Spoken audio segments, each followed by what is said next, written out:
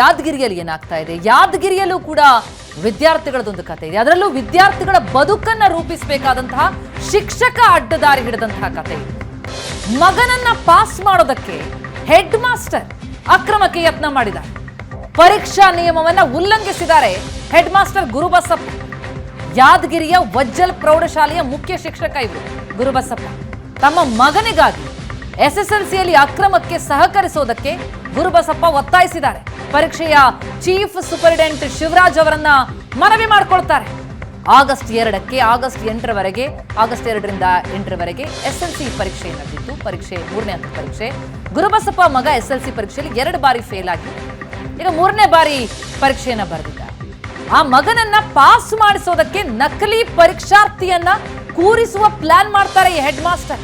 ನನ್ನ ಮಗನ ಬದಲಿಗೆ ಬೇರೆ ವಿದ್ಯಾರ್ಥಿಯನ್ನು ಕೂರಿಸೋಣ, ನಿಮ್ಮ ದಯೆಯಿಂದ ನನ್ನ ಮಗ ಪರೀಕ್ಷೆ ಪಾಸ್ ಆಗಲಿ, ಹೀಗಂತ ಗಣಿತ ಶಿಕ್ಷಕರಿಂದ ನೆರವು ಕೊಡಿಸುವಂತೆಯೂ ಮನವಿ ಮಾಡ್ತಾರೆ ಈ ಹೆಡ್ ಮಾಸ್ಟರ್. ಪರೀಕ್ಷಾ ಮುಖ್ಯ ಅಧೀಕ್ಷಕ ಶಿವರಾಜ್ ಅವರನ್ನ ಗುರುಬಸಪ್ಪ ವಿನಂತಿಸಿಕೊಳ್ತಾರೆ.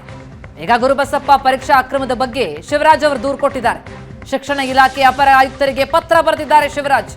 ಈ ಮೂಲಕ ಈ ಪ್ರಕರಣ ಬೆಳಕಿಗೆ ಬರ್ತಾ ಇದೆ. ಒಬ್ಬ ಹೆಡ್ ಮಾಸ್ಟರ್ ಮಕ್ಕಳನ್ನ ಸರಿದಾರಿಗೆ ತರುವಂತವರು, ಶಿಕ್ಷಣವನ್ನ ಕೊಡುವಂತವರು, ಸಮಾಜದ ಒಳಿತಿಗಾಗಿ ವಿದ್ಯಾರ್ಥಿಗಳು ಮುಂದೆ ತಯಾರಾಗಬೇಕು ಅಂತ ಶ್ರಮಿಸುವಂತಹ ಕೆಲಸದಲ್ಲಿದ್ದು ಮಾಡಿದ್ದೇನು ತಮ್ಮ ಮಗನನ್ನ ಎಸ್ಎಲ್ಸಿ ಹೇಗಾದ್ರೂ ಪಾಸ್ ಮಾಡಿಸ್ಬಿಡ್ಬೇಕು ಅಂತ ಹೇಳಿ ನಕಲಿ ವಿದ್ಯಾರ್ಥಿಯನ್ನ ಅಲ್ಲಿ ಪರೀಕ್ಷಾರ್ಥಿಯನ್ನ ಕೂರಿಸುವಂತಹ ಪ್ಲಾನ್ ಮಾಡ್ತಾರೆ. ಆದ್ರೆ ಸಹಾಯ ಯಾರ ಬಳಿ ಕೇಳ್ತಾರೋ ಅವರು ಎಚ್ಚೆತ್ಕೊಂಡು ದೂರನ್ನ ಕೊಟ್ಟಿರೋದ್ರಿಂದ ಈ ಪ್ರಕರಣ ಬೆಳಕಿಗೆ ಬಂದಿದೆ. ಈ ಹೆಡ್ ಮಾಸ್ಟರ್ ಮಗ 2 ಬಾರಿ ಎಸ್ಎಲ್ಸಿಯಲ್ಲಿ ಫೇಲ್ ಆಗಿರ್ತಾರೆ. ಹಾಗಾಗಿ 3ನೇ ಬಾರಿ ಪರೀಕ್ಷೆ ಬರೆದಾಗ ಹೇಗಾದ್ರೂ ಆತನನ್ನ ಪಾಸ್ ಮಾಡಿಸ್ಬೇಕು ಅಂತ ತನ್ನ ಮಗನ ಬದಲಿಗೆ ಬೇರೆ ವಿದ್ಯಾರ್ಥಿಯನ್ನು ಕೂರಿಸೋಣ ಅಂತ ಪ್ಲಾನ್ ಮಾಡ್ತಾರೆ.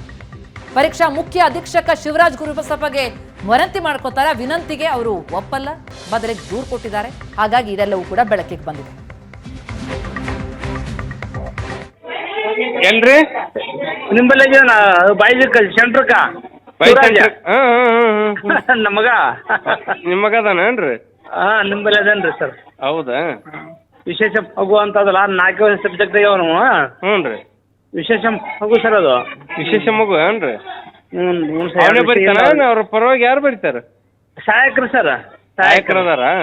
ಹ್ಞೂ ಸರ್, ಹ್ಞೂ ಸರ್. S pass ಆಗ್ಯಾನೀಗ? ಇಲ್ರಿ, ಒಟ್ಟ ಪಾಸ್ ಇಲ್ಲ ಸರ್. 4 ಇರ್ತಾವಲ್ಲ ಸರ್, 4 ಕುಂತಿಲ್ಲ. ಕುಂತಿದ್ದ ಪಾಸ್ ಆಗಿಲ್ಲ. 4 ಸರ್. 2 ಇರಂಗಿಲ್ಲ ಅವ್ರಿಗೆ. 2 ಇರಲ್ಲ? ಹ್ಞೂ ಸರ್. ಯಾವ್ಯಾವ ಇರಲ್ಲ ಸರ್? ಯಾವ ಇರಲ್ಲ? English, Hindi sir. English, Hindi ಇರಲ್ಲ? ಹ್ಞೂ ಸರ್, ಹ್ಞೂ ಸರ್. Right right. ಅದು ಆಗ್ತೀನಿ ತೋರಿ ಸರ್ ನಿಮಗೆ ಈಗ. Sir right right. Okay sir. Pass ಮಾಡಮ್ರಿ ಸರ್, ಏನು ಮಾಡಿ ಪಾಸ್ ಮಾಡಮ್ರಿ ಸರ, ಏನು ಮಾಡಿ ಸರ್. ಅಲ್ಲ, ಮತ್ತೆ ಓದ್ಬೇಕು, ಪಾಸ್ ಆಗ್ಬೇಕು. ಸಹಾಯಕರು ಸರ್ ತೋರಿಸ್ತಾರೆ ನನಗೆ. ಯಾವ ಸರ್? ಓಕೆ. Hello sir. ನಮಸ್ಕಾರ ಸರ್.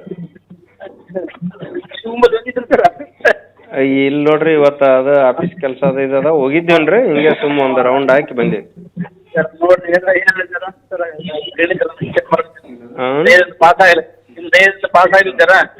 ಏನ್ ನಮ್ಮ ದಯೆ ಇಲ್ಲ, ದೇವ್ರ ದಯೆ ಇರಬೇಕು.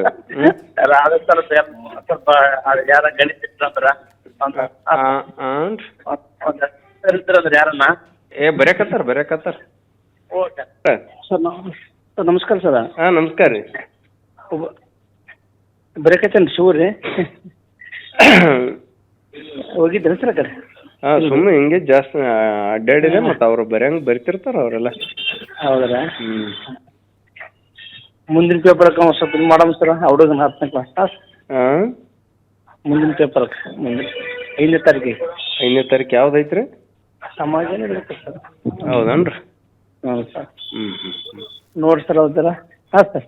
ಯಾವುದು ಸಮಾಜ ಪೇಪರ್ ಕೂಡ್ಸಮ್ ಸರ್. ಒಂದು ಹುಡುಗನ್ರ 10ನೇ ಕ್ಲಾಸಿಂದ ಬ್ಯಾಡ ಬೀಜ ಇದ್ರೆ ತೋರಿಸಿ.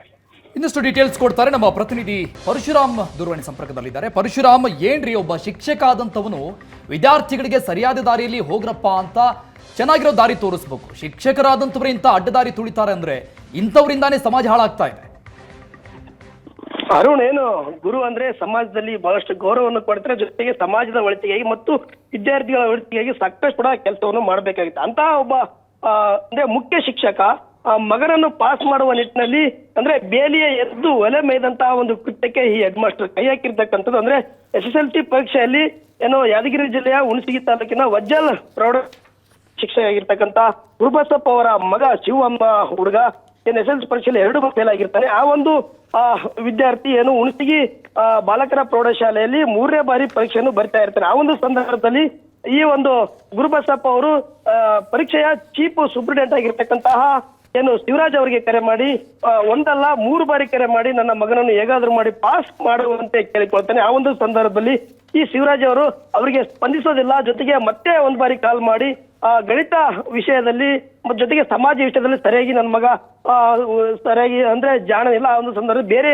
ಪರೀಕ್ಷಾರ್ಥಿಯನ್ನು ಆತನ ಬದಲಿಗೆ ಕೂರಿಸುವಂತೆ ನೆರವನ್ನು ಕೂಡ ಕೋರ್ತಾನೆ. ಆದ್ರೆ ಶಿವರಾಜ್ ಅವರಿಗೆ ಸರಿಯಾದ ರೀತಿ ಸ್ಪಂದಿಸದೇ ಇರೋದ್ರಿಂದ ಈಗ ಅಂದ್ರೆ ಹೆಡ್ ಮಾಸ್ಟರ್ ಗುರುಬಸಪ್ಪ ಅವರ ಒಂದು ಕೃತ್ಯವನ್ನು ಸಹ ಏನು ಪರೀಕ್ಷೆಯ ಚೀಫ್ ಸೂಪರಿಂಟೆಂಡೆಂಟ್ ಆಗಿರ್ತಕ್ಕಂಥ ಶಿವರಾಜ್ ಅವರು DDPI ಹಾಗೂ ಪರೀಕ್ಷಾ ಆಯುಕ್ತರಿಗೆ ಪತ್ರವನ್ನು ಬರೆದು ಇಂತಹ ಒಂದು ಶಿಕ್ಷಕನ ವಿರುದ್ಧ ಕ್ರಮವನ್ನು ತೆಗೆದುಕೊಳ್ಳಬೇಕು, ಪರೀಕ್ಷಾ ನಿಯಮವನ್ನು ಉಲ್ಲಂಘಿಸುವ ನಿಟ್ಟಿನಲ್ಲಿ ಹೆಡ್ ಮಾಸ್ಟರ್ ನನ್ನನ್ನು ಕೋರಿದ್ದಾನೆ, ಹಾಗಾಗಿ ಈತನನ್ನು ಯಾವುದೇ ಕಾರಣಕ್ಕೂ ಕ್ಷಮಿಸಬಾರದು ಎಂಬ ಒಂದು ಪತ್ರವನ್ನು ಬರೆದಿರ್ತಕ್ಕಂಥದ್ದು ಅರುಣ್. ಆದ್ರೆ ಈತ ಹೆಡ್ ಮಾಸ್ಟರ್ ಅಂದ್ರೆ ಸಾಕಷ್ಟು ರೀತಿಯಿಂದ ಸಮಾಜದಲ್ಲಿ ಒಳ್ಳೆ ಕೆಲಸವನ್ನು ಮಾಡ್ಬೇಕಾಗಿತ್ತು ಅಂತ ತನ್ನ ಮಗನ ಪಾಸ್ ಮಾಡೋದಕ್ಕಾಗಿ ಅಂದ್ರೆ ಪರೀಕ್ಷೆ ನಿಯಮವನ್ನು ಉಲ್ಲಂಘಿಸಿ ಅಡ್ಡದಾರಿ ಇಡ್ತಕ್ಕಂತಹ ಕೆಲಸವನ್ನು ಮಾಡಿರ್ತಕ್ಕಂಥದ್ದು ಅರುಣ್. ಥ್ಯಾಂಕ್ ಯು ಪರಶುರಾಮ್ ಎಲ್ಲ ಡೀಟೇಲ್ಸ್ಗೆ.